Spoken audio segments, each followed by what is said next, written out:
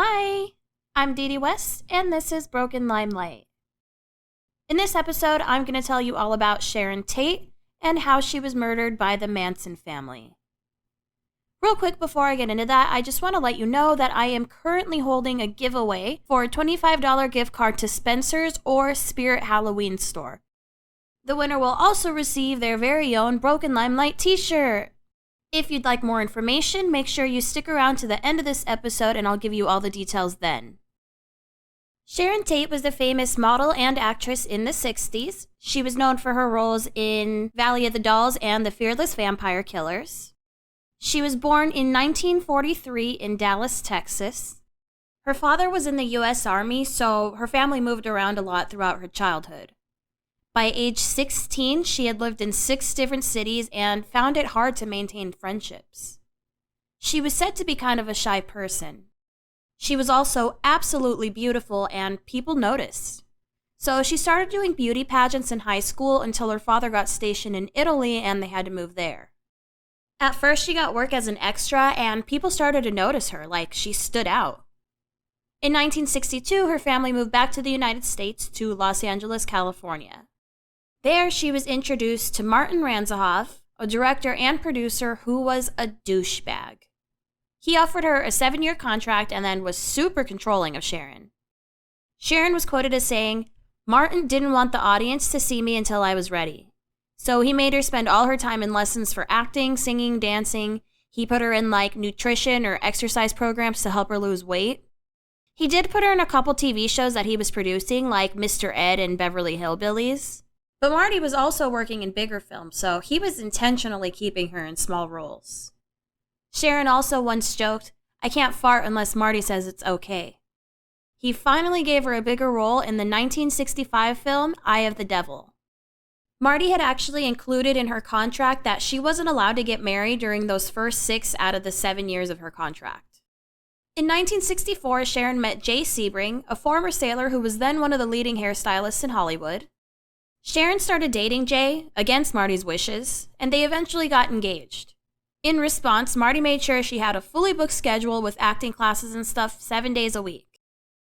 Marty was set to direct the film Dance of the Vampires, which was directed by Roman Polanski. Marty made them change the name later to The Fearless Vampire Killers. At the time, Roman was dating actress Jill St. John, and he wanted her to star in the film, but Marty pushed and pushed him to consider Sharon for the role. So Roman reluctantly agreed to meet her. When they first met, they couldn't stand each other. They had dinner, and he was really blunt and made really cruel comments about how she just didn't fit the part. After that awful dinner, he walked her home, and then he tried to kiss her. Somehow, he tripped and tangled his legs in hers, and they both fell down, all intertwined. Sharon got up and smacked him on the head and ran home. She looked back and saw him still on the ground, laughing. She called Marty and said, "That's the craziest nut I ever met. I will never work with him." Despite the fact that they couldn't stand each other, Marty was like, nah, Sharon's still playing the lead role. The first few weeks of filming were like a culture shock for Sharon. She was used to working with really sophisticated directors. Roman, barked commands at her and threw tantrums, and he would demand take after take after take of Sharon. But she was determined to prove herself a professional actress, so she didn't let him get to her. Within weeks, they had started to warm up to each other. She began to respect his confidence and his drive to take charge of every aspect of the film. Roman also played her love interest in the movie, and he would really soften up and show a more vulnerable side. And when they were in a scene together, there was serious heat. They started a friendship that extended after work hours. He had this flair for living life to the fullest that really seduced her. By the time Sharon had to film her nude scenes, she completely trusted Roman. She was still kind of shy, so she arrived bundled up in a robe. Roman told her, "The more you try to cover up and act embarrassed, the more everyone around you will be embarrassed. You're beautiful. Be proud of your body. It's the purest thing a woman can do. Just let go and no one will notice a thing." With Roman's encouragement, Sharon became bolder and freer and determined to just be herself. With Sharon working so much, she wasn't seeing Jay very often. He didn't like that she was doing nude scenes, and he was aware that he was losing her, and he tried to dominate her, which was the exact opposite of what she wanted. He pushed her to the breaking point and she called off the engagement. Before long, she and Roman were sleeping together. Sharon and Jay did remain close friends though, and he actually became friends with Roman too. Marty ended up making a lot of changes to the film, and that made Roman livid. It wasn't just the name of the movie, he turned it into a joke, something that Roman couldn't even really respect. He told Marty to fuck off, and he told his attorney to get him and Sharon both out of their contracts. For the time being, Sharon was still obligated to appear in 2 of Marty's films, Valley of the Dolls and Don't Make Waves. The bigger Sharon got in her career, the less motivated she was to keep going. There's a quote from Valley of the Dolls that she thought about. It says, "You've got to climb to the top of Mount Everest to reach the Valley of the Dolls.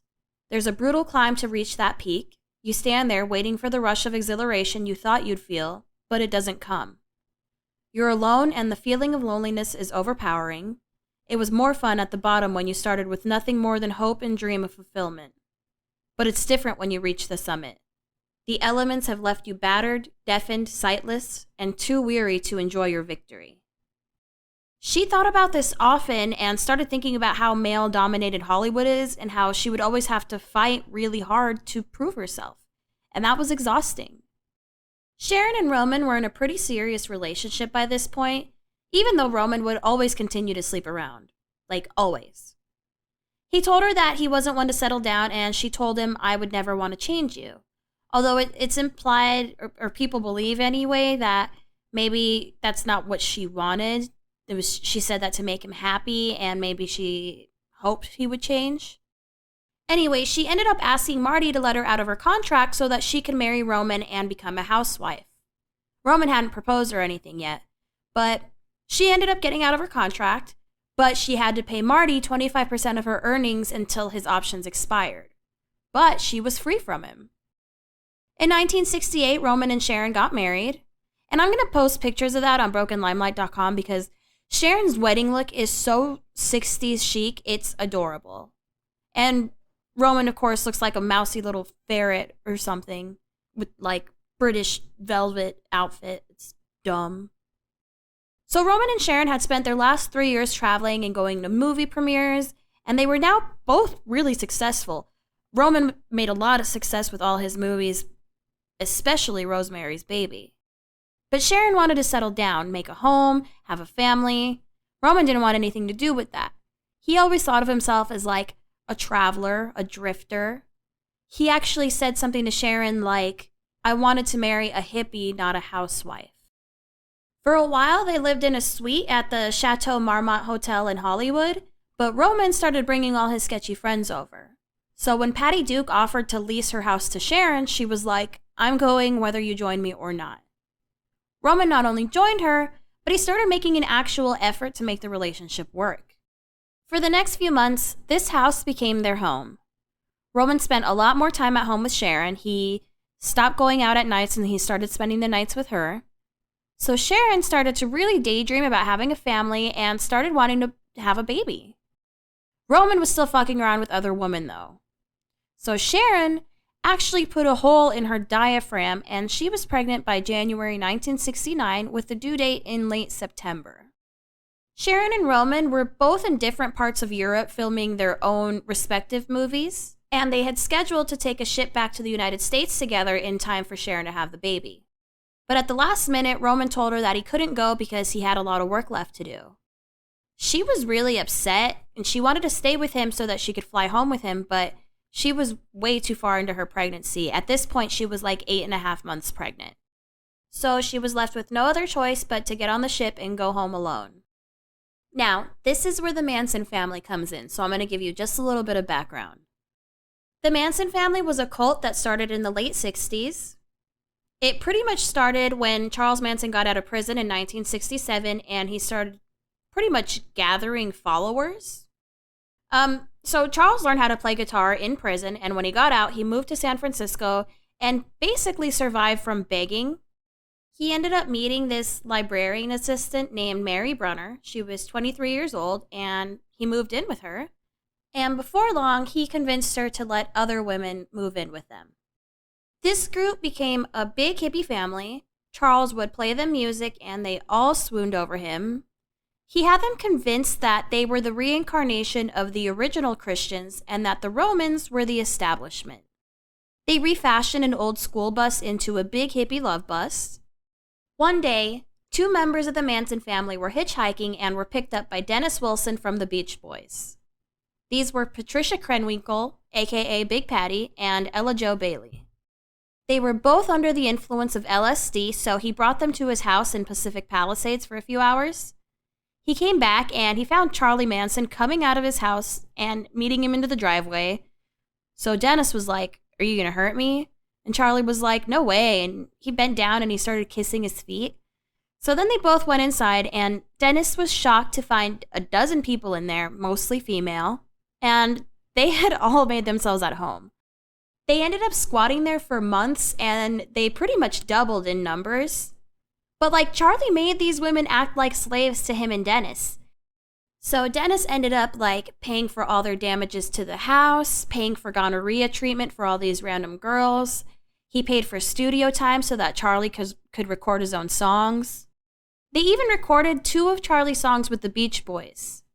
He also introduced Charlie to people like Terry Melcher, a record producer. Charlie auditioned for Terry at Terry's house on Cielo Drive, but Terry ultimately declined to sign him. Terry Melcher and Dennis Wilson both ended up cutting ties with Charlie, and Charlie didn't like that. Dennis ended up moving out of that house, and then the landlord evicted the Manson family, so that's when they went to Spawn Ranch. Spawn Ranch was this property that was used to film old Western scenes, and Charlie and the family moved in and started living there.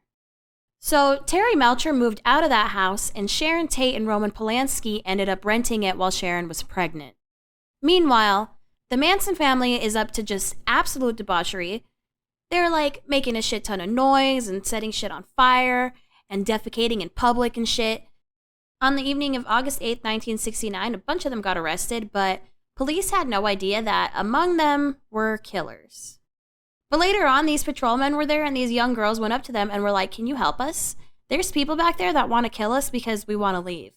And the officer was like, "You don't have to worry, we got everyone out of there." And the girls were like, "No, there's still a lot more back there. We don't want to get our heads chopped off like they did to Gary." And he was like, "Gary?" And they were just like, "It's nothing. Can you just call our parents?" As it turned out, one of these girls had a warrant out for her as a material witness to the murder of someone named Gary Hinman. But they didn't realize that Mary Brunner, Patricia Krenwinkel, and Bruce Davis were associated with that murder, so they let him go. And then one of the Manson family members, Bobby Beausoleil, he was arrested driving the car of Gary Hinman, the murder victim. Just 2 days after the raid, Charlie told the family that this is the time for Helter Skelter. And they were going to start with the house on Cielo Drive, where Sharon and Roman were now living. It's not clear whether or not Charlie knew that Terry Melcher still lived there or not, but I'll go over that later. So Charlie sent a few of his people and told them to leave a sign, something witchy. While Sharon and Roman had been in Europe, they had a couple of friends keep an eye on their house. This was Wojtek Frykowski and his girlfriend Abigail Folger, also known as Gibby. She was actually the heiress of Folger's Coffee. Even though Roman wasn't ready to come home yet, he didn't like the idea of his pregnant wife being home alone, so he asked Wojtek and Gibby to stay home with her until he got back. On the night of August 8th, Roman talked to Sharon on the phone and told her that he'd be home by the 12th. After they got off the phone, Roman went and hung out with a friend of his named Victor Lowndes, who worked with the Playboy clubs in Europe, which Roman loved. According to Victor, Roman got friendly with some woman and took her home with him. That same night, Jay Sebring came over to hang out with Sharon, Gibby, and Wojtek. They all went out to dinner, and they got home at about 11 p.m. Everybody started to put on their pajamas and started settling in for bed. It was really hot out because it was August. So Sharon changed into a bikini and then put on a sheer gown over it just to keep cool.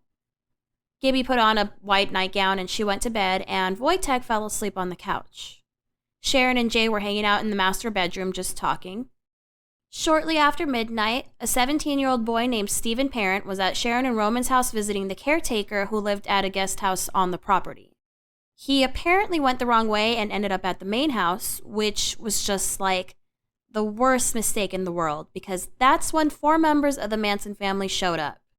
These were Tex Watson, Linda Kasabian, Patricia Krenwinkel, aka Big Patty, and Susan, aka Sadie Atkins.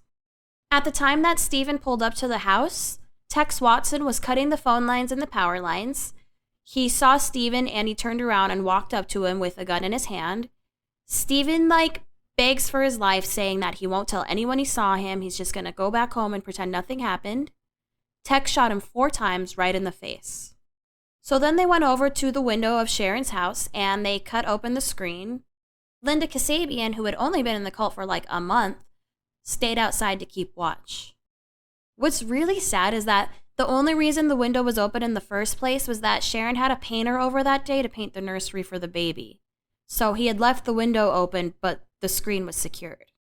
When they got into the house, Tex whispered something to one of the girls, and Wojtek, who was sleeping on the couch, woke up and saw Tex standing over him with a gun. Wojtek said, "Who are you?" And Tex said, "I'm the devil, and I'm here to do the devil's work." The family went around the house and got everyone into one room.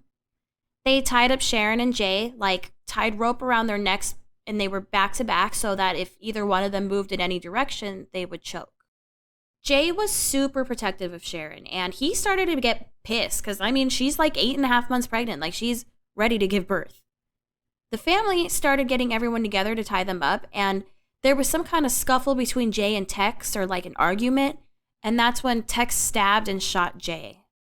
By this point, Wojtek and Gibby were able to free themselves and made a run for it, but Tex caught up with Wojtek, whose legs had already been stabbed a few times by Susan Atkins, and Tex beat him over the head with a gun and stabbed him multiple times and shot him twice.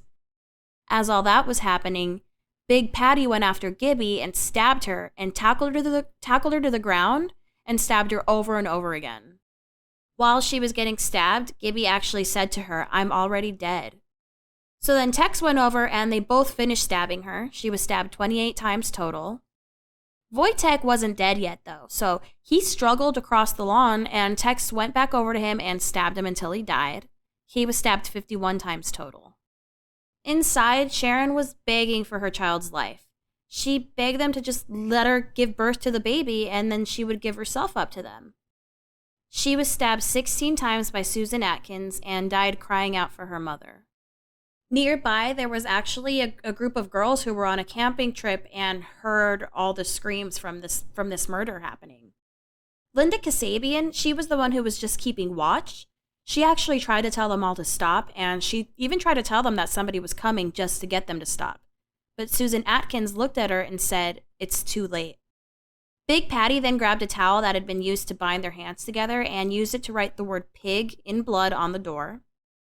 She did this to make it look like Gary Hinman's crime scene so that the police would think the murderer was still free, and maybe they would let Bobby Beausoleil go. That's the dumbass who was caught driving Gary Hinman's car.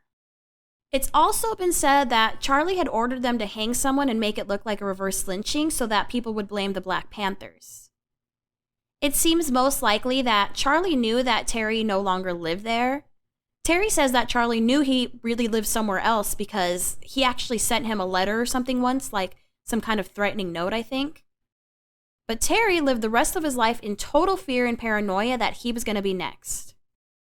Susan Atkins would later say that they hit this Yellow Drive house to instill fear in Terry Melcher. For a while, the police weren't sure what happened or who the killers were. By the way, don't look up crime scene photos for this unless you're ready to see some really bloody, fucked up shit. I don't even want to put them on my website. Maybe I'll put some kind of warning beforehand or something. Charlie Manson was apparently pissed that they didn't carry out the murder correctly, and they didn't steal enough money either, so he had them commit another murder the very next night, the Bianca Murders. On August 16th, the police raided Spawn Ranch. They were looking for stolen vehicles and arrested at least 26 people for burglary. Among those arrested was Susan Atkins, who pretty much immediately spilled all the beans in jail. By November 1969, she had told the entire story to her cellmate, who turned her in. Little by little, as they started interviewing the suspects, they all started coming clean and admitting to the murders at Cielo Drive, and the Bianca murders, and quite a few other murders. Roman Polanski was, of course, shattered by the news. He flew home right away and was so hysterical that he had to be heavily sedated. Sharon's father decided to hold his own investigation before the Manson family was even suspected. There were all these rumors going around that Sharon and Roman had more than dabbled with drugs, and perhaps this was related to a drug deal or something like that. Sharon's father ended up interviewing all the hippie celebrities who were known for doing drugs and partying. Among them were Mama Cass Elliot and John Phillips from the Mamas and the Papas. This is the same John Phillips I talk about in episode 1, by the way. He's Mackenzie Phillips' father. John apparently had a pretty aggressive temper, and maybe the drugs made him kind of paranoid too. He started blaming this guy Doyle, who was dating Mama Cass, and he was a drug dealer. And Doyle accused Roman of sleeping with John's wife, Michelle Phillips, and then Doyle suggested that maybe John killed Sharon as revenge. As it turns out, none of that was true, just a bunch of paranoid hippies throwing each other under the bus. As we know now, the Manson family was arrested, including Charles Manson and many of his followers. And we know now that they are indeed the ones who killed Sharon Tate. So that's the story of how Sharon Tate and her unborn baby were killed by the Manson family. She was only 26 years old.